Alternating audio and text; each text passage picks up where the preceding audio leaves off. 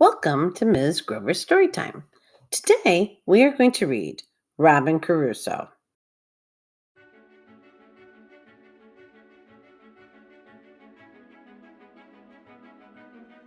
A long time ago, a merchant's wife gave birth to a beautiful baby boy named Robin Crusoe.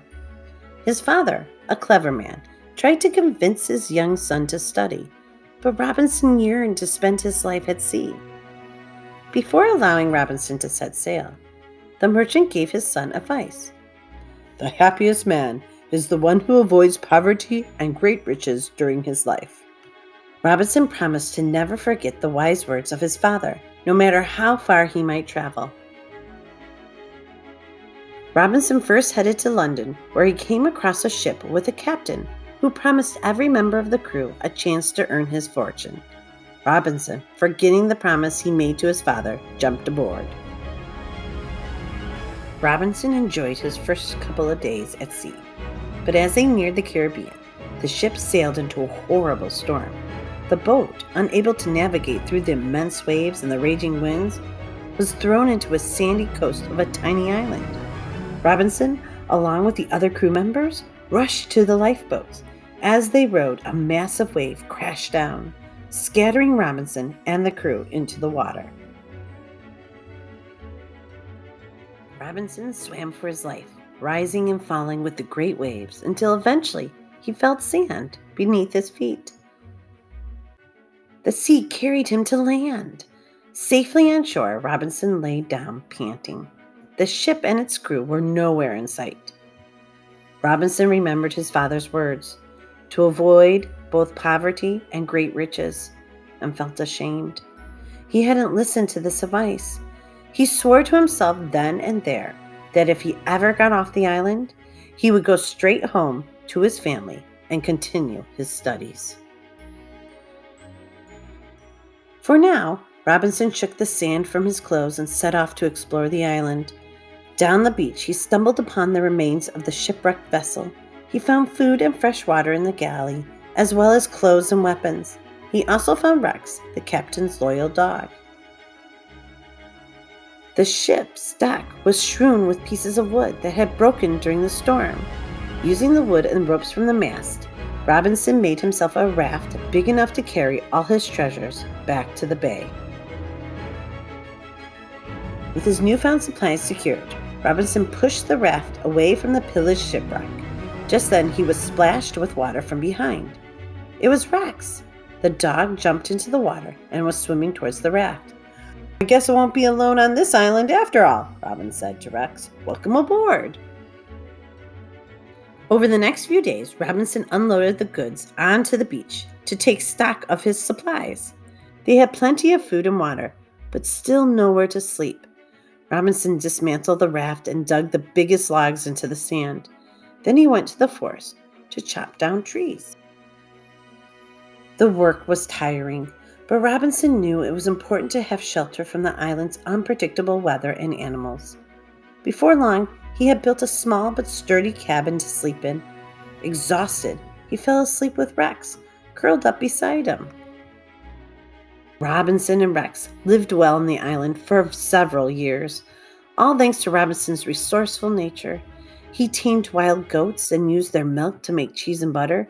He found barley growing in the fields and cultivated it so he had enough food to last the winter. He also befriended a parrot that he named Pole and taught it to speak. Then one day, Robinson was following Rex and Pole on the beach when he noticed something odd in the sand.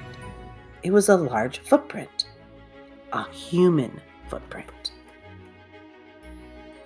Robinson froze, suddenly full of fear. He scanned his surroundings and listened intently for sounds of strangers in the distance. He was considering turning back to his cabin when he heard noises from further up the beach. Curious, he crept forward and peered over a large boulder. In the distance, Robinson saw a young boy surrounded by a group of warriors.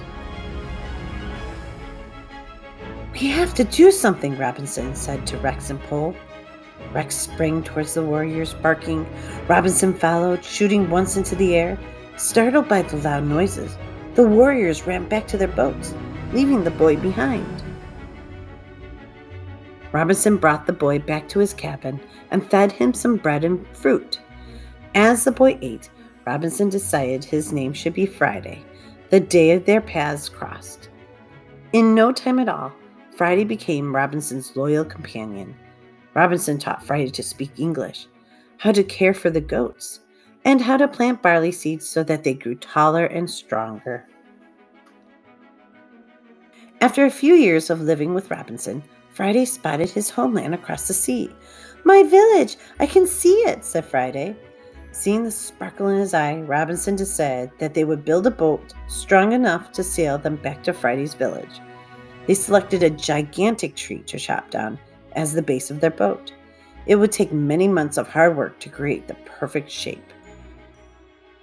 Then one morning, as Robinson sat on the hilltop scanning the sea for passing ships, he spotted both a ship and a rowboat in the distance. He realized that the rowboat was headed straight for his island. In the rowboat were sailors from the ship, but they didn't look like they wanted to simply explore the island. They had the captain tied up. They were mutineers who wanted to leave the captain on the island and take control of the ship. With the help from Friday, Rex, and Pole, Robinson managed to release the captain and tie up the mutineers instead. The only problem, the captain told him, was that there was more mutineers on the ship, and they had locked up all his loyal crew in the brig. Robinson and the captain made a deal. If Robinson and Friday recovered his ship from the mutineers, the captain would grant them free passage to England as a reward. So Robinson and Friday came up with a plan. To trick the mutineers, they had the captain break apart the rowboat and use the wood to make a fire on the beach. Then they rowed out to the ship. The plan worked. The beach fire distracted the mutineers and all the chaos. Robinson and Friday managed to sneak into the ship unseen. With Robinson's rifle and Friday's spear, they quickly convinced the mutineers to surrender. After tying up the last mutineer on deck, Robinson and Friday hurried downstairs to release the ship's crew. The sailors were in shock. They couldn't believe that a castaway and a young boy had rescued them, but they were ecstatic to see their captain safe and sound. "Thank you for recapturing my vessel," the captain cried, presenting Robinson with lavish gifts of wine, food, and clothing.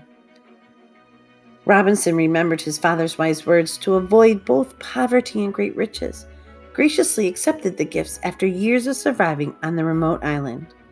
At that moment, he could think of nothing better than new clothes to wear, delicious food to fill his stomach, and a free passage aboard the ship. As they set sail, Robinson, Friday, Rex, and Pole waved goodbye to the island before turning to face the vast sea ahead. Together, the friends were ready for their next adventure, a sea voyage to England. The end.